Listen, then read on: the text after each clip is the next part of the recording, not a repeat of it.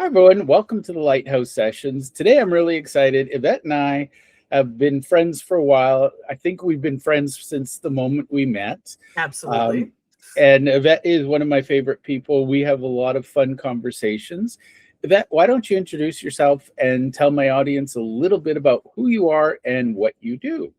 Sure. Hi, I'm Yvette. I have became an entrepreneur at 23 when I started a promotions agency with my then 29-year-old business partner. And that was, I've lost track. It was not because I don't want to let you know, but it was like 37-ish years ago. Hi, Sherry. And over that time, to be able to survive, and we had the great fortune of working with enterprise level brands, creating marketing campaigns, then not on retainer, like they just kept coming back, which is pretty awesome.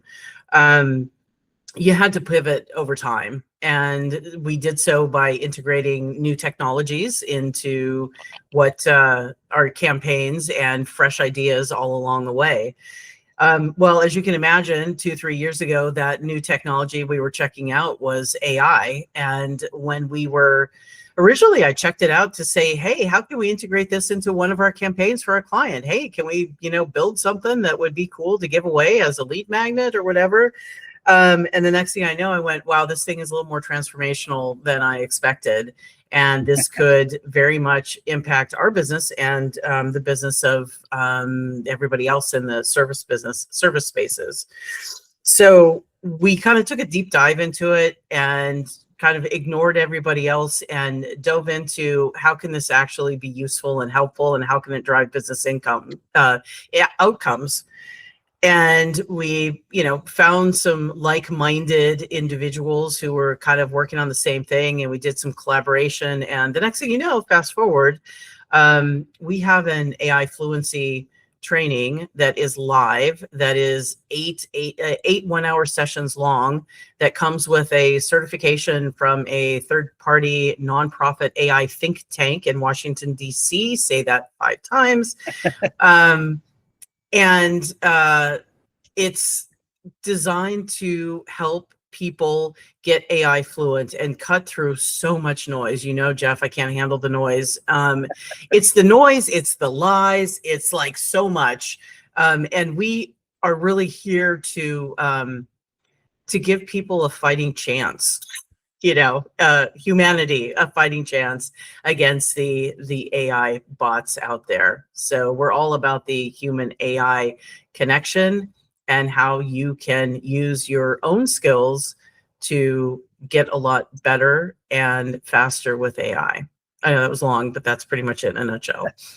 Well, no, that's a good context. And you and I are going to talk a lot about AI today. And one of the aha moments is I realize you and I live on the bleeding edge of the technology adoption curve. To say we're innovators is probably almost too slow, but we're on that edge. And I realize if we were, back in the time of Salem, we'd get burned at the stake for talking to the laggards about this magical tool that, We would not last long, Jeff. We would not last long at all, right? Unless we could get underground, it would be all over pretty quick. But we wouldn't be able to stay there because we'd want to keep talking about it, right? Yeah, I'd be on the rack because of the Spanish Inquisition. And yeah, I think that, so we'll talk about the outcome of AI rather than the actual tool of AI, because I think that's the key. You and I, we can nerd out and we can talk about the ins and outs. And, you and I have spent many hours talking about prompts and, guardrails and ethics and things like that. What are some of the things from your perspective as you've been absorbing AI and you've pretty much integrated it into every aspect of your workflow? What are the benefits that you're seeing, and how does that counter the AI slop argument? that's a really good question. Well, the first thing that came to mind is actually a conversation that I had one-on-one with someone from one of our cohorts earlier this week. And she was concerned that she wasn't really getting it. right? And we have assignments after each module that you have to complete, and to just demonstrate capabilities and things like that. And so I went back and I watched all of her videos, and before I met with her, and we chatted. And when I watched the videos, honestly, it almost brought a tear to my eye, because one of the things she did was she took a couple of the modules that she was struggling with, and she took the thread that she had done in AI and she dropped it back into a new thread and said, I don't totally get this. Can you explain this to me like I'm a 5-year-old?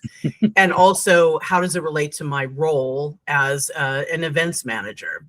Yeah. And so when I met with her, I'm like, you made me so proud, right?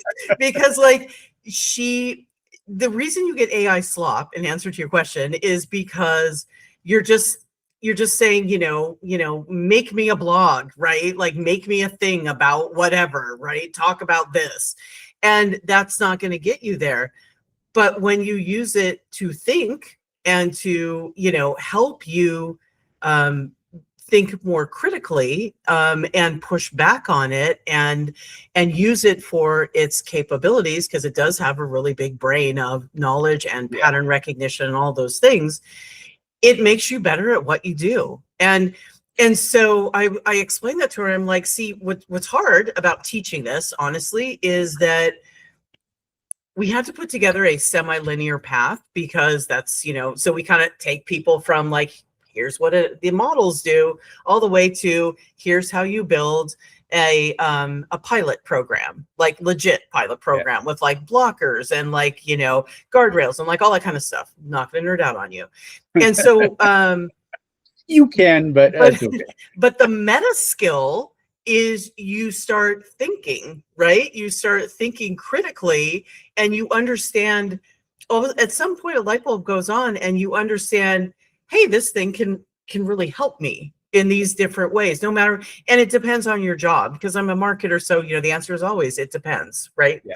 So it depends, but it's also very much like we always say, it's garbage in, garbage out. You write a crappy creative brief, you're going to get a crappy outcome, like the end. Yeah. So the more detail you can give it, the better the outcome will be. But if you're not using it for all those other little things, because I feel like it's the value in AI is not like necessarily that one workflow that's an agentic, like whatever.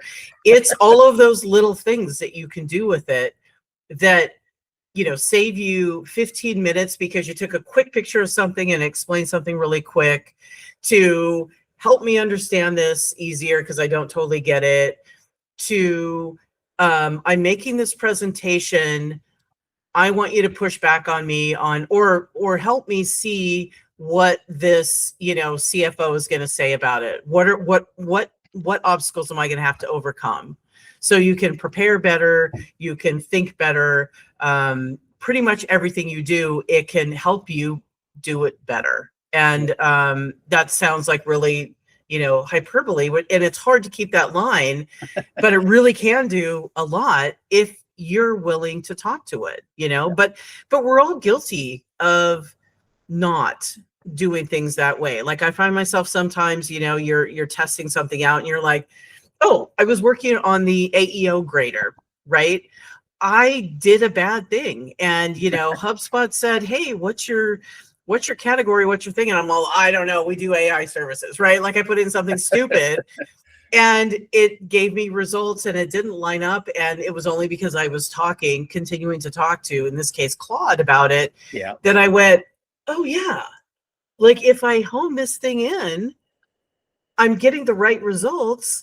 And then the input it's giving me is relevant. But if you don't do that, you get AI slop, So that's really what it comes down to. Well, I'm going to get some hate mail for this one, but I personally believe it's the poor craftsman that blames the tools. And Yes. I get a lot of, when people tell me AI is stupid or AI is crap, I'm sorry, but I immediately know how you think. You're sloppy in your thinking, and I know you're lazy in your execution. Because again, you went in and said, write me a blog post.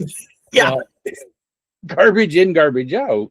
But what I'm excited about is, and we're going to see a great divide, I think, in the next couple of years. The lazy, sloppy people are going to keep saying and fighting and saying AI is stupid, whereas you're going to see this group of thinkers. And I think it was somebody that for a while there was, I think it was MIT did a study, and people who use AI are less intelligent and think less. And I'm like, yeah, those are the lazy, sloppy people. Because smart people, we ask it, well, why am I thinking this? Challenge my assumptions. Like, it becomes a digital sparring partner. Yeah, and to that point, one of the things we teach is like how to make a GPT, right? Because people think that's really scary until you kind of walk them through and baby step them through, and you're going, it's not that hard. But one of the options we now offer when we do that lesson is to create an archetype, right? And I kind of love doing this because, to your point about a sparring partner, that can be anybody. That can be a nice little devil's advocate, right? Who is like, I want you to challenge everything I'm doing. It can be a fitness coach that you want to, say, hey, I'm looking at this ding dong. What do you think? And wherever your blind spots are in your life, and yours are different than mine, right? Yeah.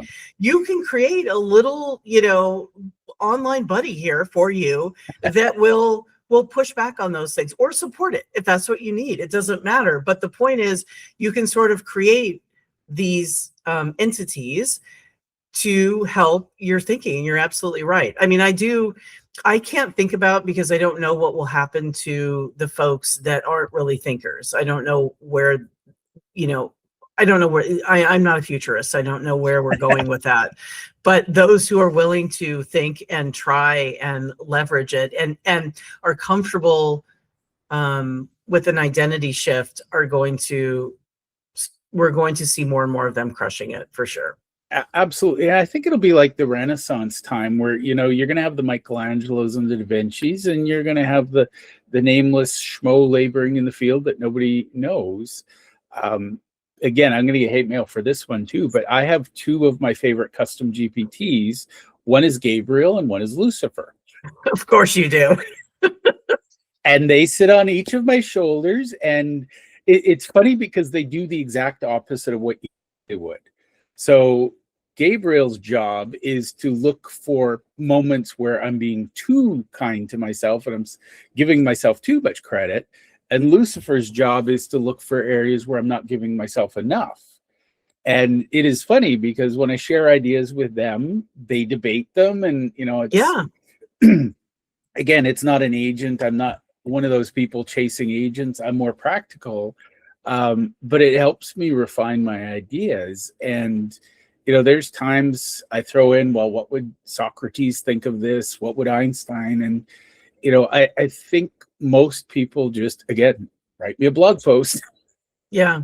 Well, and also you can see even folks that you kind of think, they think they're doing well with AI, and, good for them for having that level of confidence. But they'll say things like, we've had this conversation.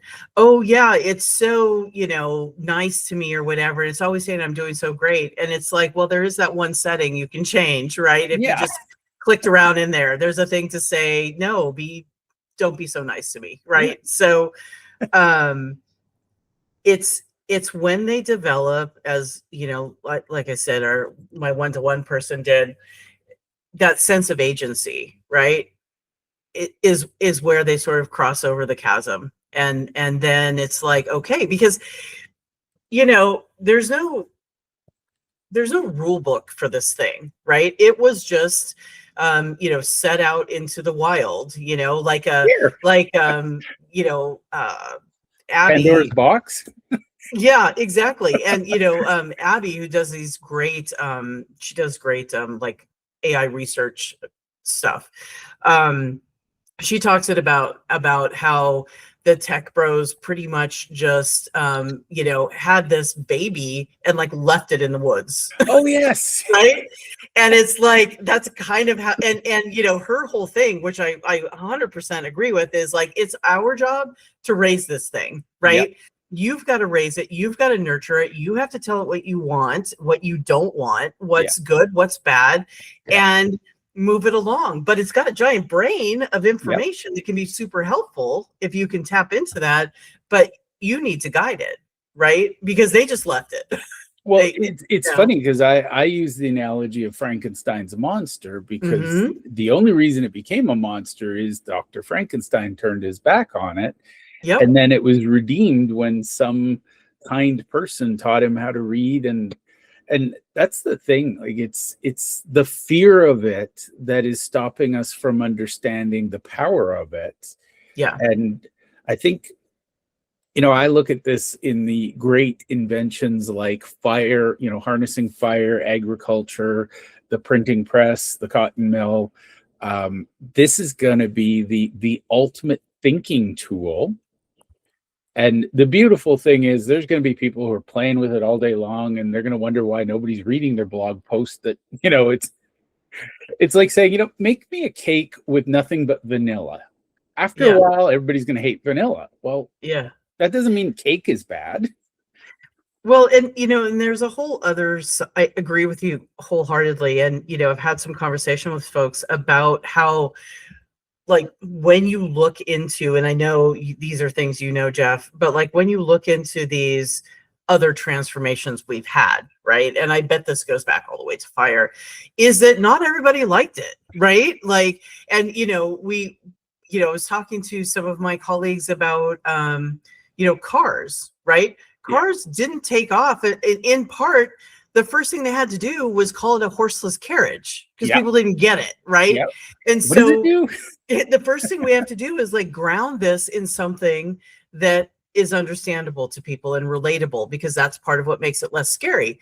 But guess what? If your whole job was servicing the horses that pull carriages, or you made the reins, or like whatever, you weren't like all pro car, right? Yeah. Like there was, and we look even back to the, I don't know, was it 60s, 70s, when the math teachers were out protesting calculators, right? So and then the receptionists were protesting computers, and and at some point somebody protested the typewriter. Oh my gosh, like I remember when I was first starting out, we would do contact reports, right? And like we would dictate our contact reports and we gave them to a secretary who would type them up. Well, it wasn't too much beyond that it was like you were typing up your own stuff, right? Like you all had to learn, to type, and even executives had to get a keyboard and stuff. They didn't have, everybody else doing all that stuff for them. So I think we have I almost want to say, this is my hate mail, we have kind of a shallow understanding of history, so that we just sort of assumed that when fire came along, everybody's like, yay, or the cars came along, it's like, yeah. Or, the factories came along and things were like, it's like, but that's not really how it was. There was this whole period of transition. And so that's kind of what we tried to show, is that, hey, we've been here before, it's not shocking that we're having the pushback we are. We might be having the pushback in a different part of society, but it's not shocking and not anything to get necessarily riled up about, because it's to be expected. But one of the things that I learned by going through Abby's course and kind of looking into this, like what the real vibe is on what people are saying about AI and how they're feeling, is that people, you're absolutely right, people are scared. But it's scared in a lot of different ways I hadn't considered, right? They're scared about their identity loss. Like there are those folks that are like, hey, I got a degree, I spent a cajillion hours and all this money, and I'm still got debt to get a degree doing this. And you're trying to tell me AI can do this? No, like aside from the maybe you got laid off or whatever, you're having a huge identity crisis, right? Of like, now what who am I? What did I do? How are my skills? You're like, I know you're laughing because it's not really us, but a lot of people are going through these things, I right? hear it, and I see it a Yeah. lot, because it's like, if and I'll use entrepreneurs. If I don't work 100 hours a week, who am I? Right. And it's Yeah. like, wouldn't it be nice to go find out? Like, Yeah. and we're used to that. I have to admit, I look back with glee, and I think about the old days before the printing press, and these monks sitting in monasteries scribing things, and literally your entire life is recopying a page of a book over and over. And it's like, I wonder what they filled their day with when the printing press came out. Mhm. And again, it's innovation is not always kind and gentle. I have a friend who's older, he's in his 80s, and he still says, if God wanted me to fly, he'd give me wings. He literally tells me airplanes are the devil's work. Yeah. Yeah. I'm like, I'm pretty sure, it has nothing to do with the devil. But anyways. I think they're trying to make it that way, by the way, right? Yeah. But it is the, and it's funny, because I realize you and I, we're battling generations of biology, because in the old days, the same comfort, safety, repetitive stuff was safe, and we live long enough to procreate and pass our genes on. It was the person who went out hunting that sometimes didn't come back. Mhm. Yeah.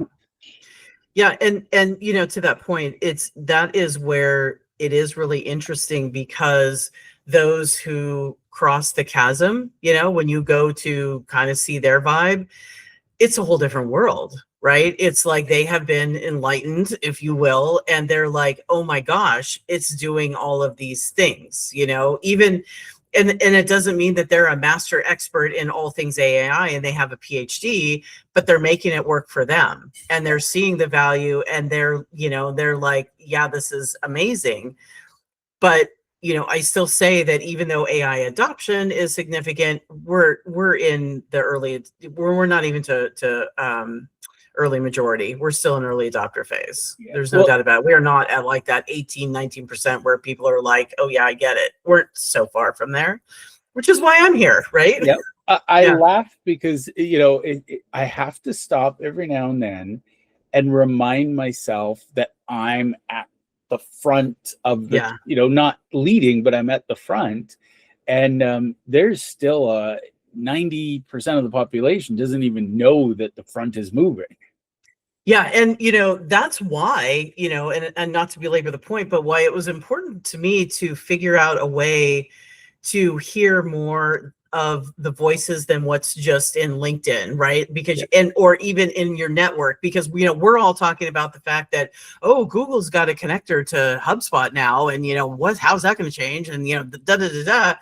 And as I've said to you, I go out, I walk my dogs, I'm talking to my neighbors, and they're like, they've been thinking, I talked to someone who said that their pastor had been using AI to help with a sermon, and like they weren't sure how they felt about that or whatever. And I'm all, okay, I forgot that the real world is totally different, right? They're like in a totally different place than we are. And we have to get out of that. And that's kind of why I tried digging in a little deeper to go, okay, what are like the real people, like what are the rest of the people saying, and what's really bugging them? And that's kind of why it surfaced these things, which led to a big reason why I wanted to build an AI community, because it turns out people, not us, need a safe space where leaders can share their fear, can share their failures, can talk about the challenges they're having, and not know that the people there aren't going to make fun of them or like whatever it is, right? And that they can collaborate and get real about it. Because even on LinkedIn, it's performative, right? We're not, it's like our humble brag of like, oh, I'm just so happy to be on the list of whatever, right? So that's one of the things that we're launching this year, sooner rather than later, is that kind of place where, because it turns out that what's really helpful in AI, because there's not a playbook, because there's not a master manual, is collaboration matters. Yeah. When you get in a group with humans, it turns out that, you know, you can do some great things just by having conversations. And I think you hit on it earlier, where this is a Renaissance period, right? This is a Renaissance period where we're learning from each other. Yes, the target's still moving because of the models are evolving and the bros are going off in their different ways and all of that. But we're, this is a time for people to put a stake in this. And, you know, what we're really trying to drive back to the point is to keep humans in the loop, right? It's not to automate everything and, you know, so that we don't need humans. That wouldn't be a great, you know, Wall-E, I don't think is really, I hope we don't get there. Although sitting in a lounger chair, you know, riding around on a blimp might not be that bad. Some days, yeah. Yes. Not every day, though. Yeah. But, you know, humans can drive this thing, but we have to get enough humans that actually say, yeah, this is, you know, yeah, we might actually need to, you know, give some thought to how we're unleashing this thing in the world and what we're doing with it. But there's a lot of good that can come out of it for everybody. I love that. Anyway. And, you know, to your point, I once said to somebody, and this is not a brag, this was just an aha moment. I said, you know, my 13-year-old son gets this. Why don't you? I was just frustrated. It wasn't my finest hour. Yeah. And luckily, it was a good friend of mine. He looked at me, started laughing, and he said, you actually think your kid's normal? And I said, what do you mean? And he said, who's raised this kid? And I went, oh. Where did those genes come from? Oh, yeah, that's right. Well, and who talks to him and who's, you know, it's fascinating to me because both of my kids' schools, AI is blanket banned. And I'm like, that's a great idea because nothing bad ever happened by telling teenagers you can't do something. And then we burned some books while we were at it, right? Yeah. And, you know, it's funny because I saw one school, I really liked this. The homework was get ChatGPT to do your homework. And then they'd hand it in and the teacher would read it. And then she'd give it back to him and say, okay, now go fact find and prove why AI was right or wrong. And I was like, why aren't we doing that? And, you know, I think the greatest myth is that ChatGPT can do everything. I like to say it can do everything I know how to do because I'm the adult in the room and I'm the one who's going to say that's good or, oh, not quite. Exactly. Yeah. We all think it's this magic lamp where we rub it and the genie grants our wishes.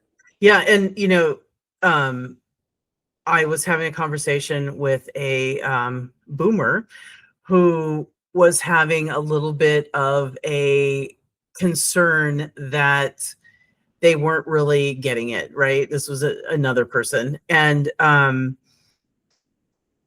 I said, you know, I think because they were comparing themselves to probably Gen Z coworker, right?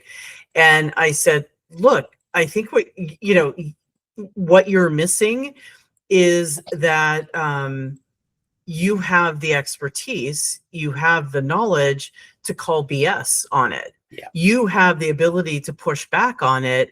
Whereas, you know, I mean, I do love, like, I wish I had AI's confidence, right? Like you've had that before. You're like, you know, I need something that's under 500 characters and it's like, here you go. And I'm like, dude, that's like, you know, 600. And it's like, you're right. Let me redo it.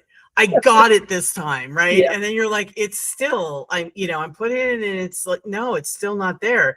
And it's like, okay, totally got it. And it's just like, it doesn't. And I'm just like, man, I wish I was that confident. Yeah. But like, you know, when you have expertise, like you said, the things you know well, you can know when this, like sometimes you look at this and go, whoa, that's really good. Other times you're like, that sounds a little bit like end-to-end solutions and everybody's saying it, right? Yeah. So I think our older workers are actually undervaluing themselves, and what their subject matter expertise brings to the party when it comes to AI. and that I think they actually, while some gurus might tell you that, anybody can do anything, like when you give me something in, HR or, some parts of finance or whatever, it's just like, I'll be like, yeah, that looks awesome. I don't know. That's why I have experts that handle those things. Right. Yeah. So having the expert in the loop is really important. But when you arm the expert with AI, it's like, you're going to crush it. You're absolutely going to crush it. And, that's definitely overlooked. But, I also wanted to touch on your point about schools is I have some mom friends who are professors who, and this was like 2 years ago when AI was coming out, they're like, I'm not sure how to tackle this with my students. Like, I know, because at the time, they hadn't written policies and all of that. And, it's like, we can tell when something comes in and for starters, they forget the part that says, created by OpenAI or like if whatever. You like, right? I can do whatever. Yeah, exactly. But I talked to her about being able to use it as a collaboration tool and, in certain parts of your work, like my daughter was working on some assignment and I don't actually think she used it, but she was looking for words that rhymed with something. Right. And so it was like, get that quick and dirty. And like, that's not exactly you're cheating on your assignment. And, that comes up to another thing, back to that identity thing. Another thing that surfaced out of that was the idea that, what is the threshold for this still being my work, right? Like if I'm 90% me, but I used a little bit, am I cheating, right? Am I cheating, or is this still me? Or people ask themselves the question, could I have thought of this without AI? And like, so we're going through this whole, people are going through this whole, who are getting it, are also going through this whole like big shift that like to say it's one of the many things going on in the world that we're not addressing is kind of an understatement, but I think we're at the precipice of a pretty significant upheaval, any way you look at it. Well, and the other thing, and this goes back to what you said earlier, innovation always advances faster than society catches up. I mean, it's people are like, oh, there's no laws to protect identity, and it's like there's still laws that don't protect things that we should have figured out a long time ago. But I think that's why we have toy recalls, right? And insurance. Yeah, exactly. And unfortunately, lawyers. Anyways. Yeah. Yvette, I could talk to you all day, but I want to be mindful of your time. If somebody wants to connect with you and learn more about, I'm going to call it ethical, responsible AI literacy, where can they go? How can they connect with you? The best place to reach me is probably on LinkedIn. I'm Yvette Brown, like LinkedIn/Yvette Brown, pretty simple. But you can also find me at xpromos.com. And if you Google that, lots of things will come up and ways to connect. So that's probably the best way. And yeah, I appreciate it, Jeff. I could talk to you all day, every day. Maybe we'd get bored eventually, but it would take a while. Your ADHD, my ADHD, we never find edges to the universe. So now if somebody's thinking, well, am I a fit for Yvette? Who should be reaching out to you? Let's give them the easy button for this. Sure. I think that marketing and sales leaders in mid-size enterprise is probably our super sweet spot, because you can see real quickly some amazing ROI if we can skill up your team, right? Like it happens quickly and it can be significant, especially to the extent to which you start to connect GPTs and get some real momentum going. But really, it's kind of like our ideal client is always someone who is open to the idea of change and willing to kind of step in a place where, you know, few have gone before and are willing to give that a whirl. And that's always been our ideal client. I mean, you know, we've always done innovative work in every space we've been in, and it has been a degree of trust between us and our clients. So we, you know, in our lifetime, we've worked in everything from toys and, you know, packaged goods to power tools and the building space to B2B SaaS and like those verticals.